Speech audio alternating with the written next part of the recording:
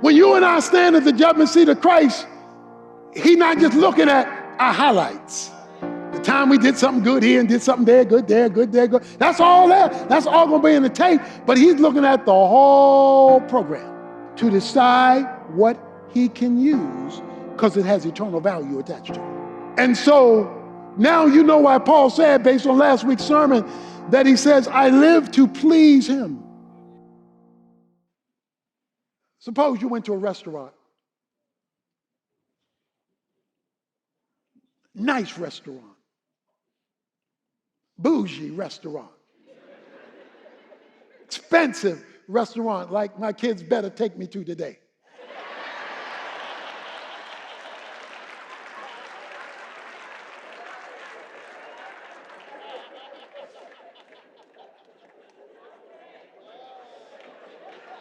Like my kids better take me to today.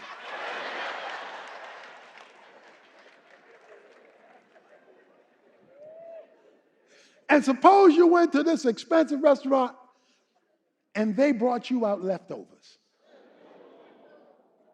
They brought you out leftovers. I think you would have an issue and still say you had to pay full price.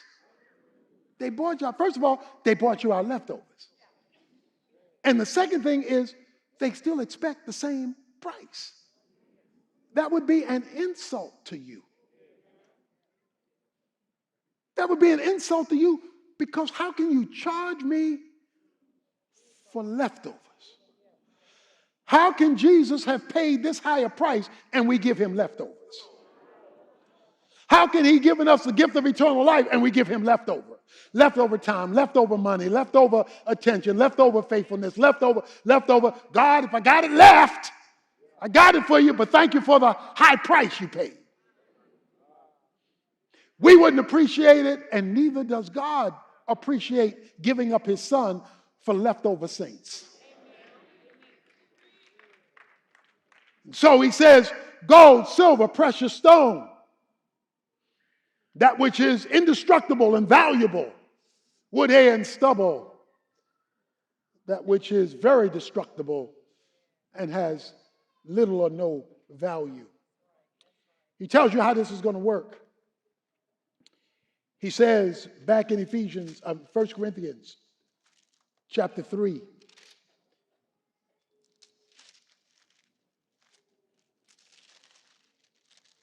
he says, verse 13, it will be revealed with fire. The fire itself will test the quality of each man's work. Okay? This is quality assurance. He will test the quality of each man, nobody's an exception, of each man's work. The fire is the discerning eye of God's judgment. And the discerning eye of God's judgment will reveal what was legitimate, what was illegitimate, what was fake, what was real, what was acceptable, what was not. And out of that judgment, it will determine what God can use because it had eternal value attached to it or what was useless. You can go to your backyard today and find wood, hay, and stubble. The limb from a tree that's broken off, weeds that have grown up, things that have got to be raked. You can go to your backyard because it's just there. It's just there on top of the ground. That's not how you find gold, silver, and precious stone. You're digging for that because that's valuable. That's not laying around. See, many Christians are satisfied with wood, hay, and stuff that's on the ground. They don't have to do anything with it. No, it doesn't take any effort to do that. But if you're looking for something valuable, you're going to dig for that because that's got some value to it. We want valuable people in our lives. You don't want to marry a wood, hay, and stubble man. You know, it's just there. Just there. At least I'm here. Just there. Or vice versa. I ain't cooking, you cook. I ain't cleaning, you clean. I ain't helping you, you do it. You know, but at least I'm here. No, that's wood, hay, and stubble. God says, I'm more valuable than that. My son's sacrifice is more valuable than that. And so his discerning fire, his fiery eyes will analyze. And here's what happens. If a man's work which he built on remains, verse 14, he will receive a reward. So he's going to reward that which he can use because it had an eternal value attached to it. To the smallest thing, a cup of water, to the big things, he says, you will receive a reward. We'll talk about that beginning next week. We'll talk about what that means. But then he says, if any man's work is burned up in the fire of his judgment, he will suffer loss. So his eyes, the fire of his eyes zeroes in, and he will suffer loss. Two things. He'll lose something he should have had. She'll lose something she should have had because you can't have a loss unless you lost something.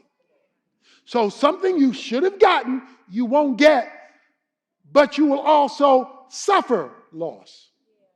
Now, this is a whole nother point about a misgiving of heaven. You're going to find out in one of the latest sermons, there will be weeping and gnashing of teeth of Christians in heaven. Okay? Because you suffer loss. You know, you're going to feel the loss. It just won't be a loss that you have. It'll be a loss that matters. Okay? Boy, it got quiet in here. Just quiet. Lot was a very successful businessman in Sodom. Very successful. His name was known. He was living large. The Bible talks about all the cattle he had, all the land he had. He had the stuff of this earth. But when God came down and judged Sodom and Gomorrah, everything he had was burnt up, including losing his wife and 2 sons. He got out, but everything he worked for, other than his 2 daughters, everything he worked for was lost. And one of the reasons is he got too attached to earth.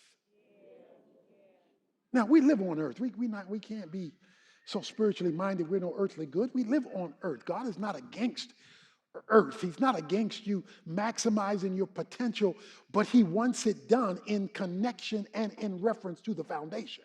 He doesn't want you building a building on no foundation or the wrong foundation. He wants to be the foundation or the basis of life. And so everything burnt up. He shall suffer loss. The question is, what are you giving God that he can use on a daily basis in what you say, what you do, how you relate? So the idea is that your tape is rolled, the fire of his discerning eye sets it aflame, and what is left is rewarded. You ever seen a hamburger that started out this big? And then you put it on the fire, and it starts to burn the fat and the grease, and the hamburger starts to shrink. You started here. You thought you were getting a half-pounder. And then they put it on the grill or the fire, and the stuff that's not meat begins to be burned out of it. You thought the burger was going to be the size of the bun. Only to discover the bun is 2 times bigger than the burger once the fire was put to it. Because that which was useless burned away. We may stand before God with 20 years of being a Christian, but once he puts his fire to it, to determine what he can use that had eternal value, it shrinks and shrinks and shrinks, and some suffer total loss. Since Jonathan's in church today, I'll use him as an illustration.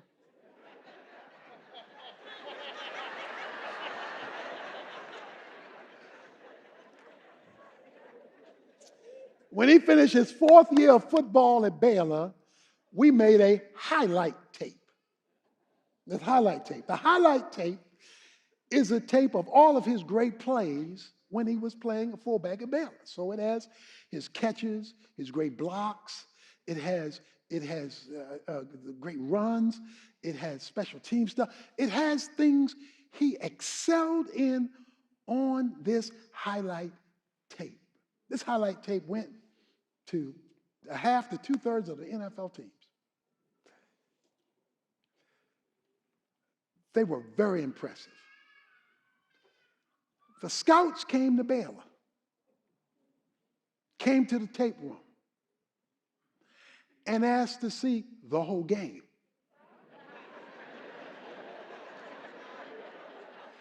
We ain't sent them no whole game.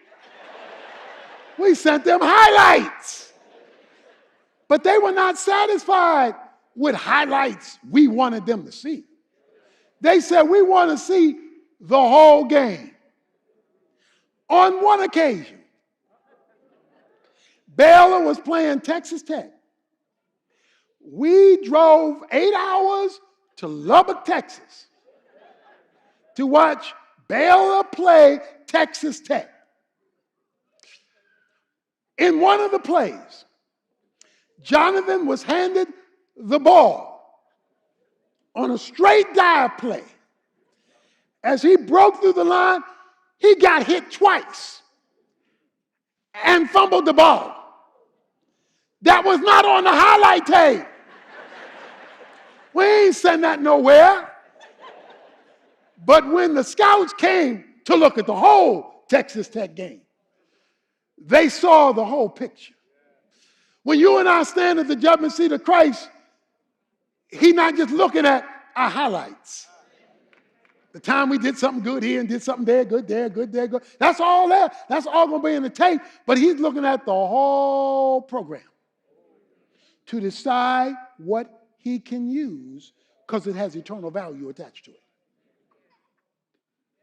And so now you know why Paul said, based on last week's sermon, that he says, I live to please him. It's my goal to please him. Now, we're not perfect people. We fall short every day. That's why it is very important that we have a mindset that says, when I get up in the morning, Lord, today my goal is to live in a way that pleases you. That is my goal. When I fall short, when I fail, I will acknowledge that. I'm not going to skip it. I'm going to acknowledge it so I can get back to the goal of pleasing you now that I know it's on tape. Now, I know the question for many of us is, well, what about all them past tapes? Does God erase them? No, the tapes are the tapes. But the beautiful thing, as you'll see later on, is that the grace of God, since he still left us here, will allow us to make new tapes. And so we can make new tapes. Can't cancel old tapes, but we can make new tapes. And if we can get enough time and enough effort to make new tapes, we can still have enough on that day to get a reward. He says, but he shall be saved just as so by fire. Just as so by fire means by the skin of his teeth. Means I'm not going to take his salvation away. I am going to take away his reward.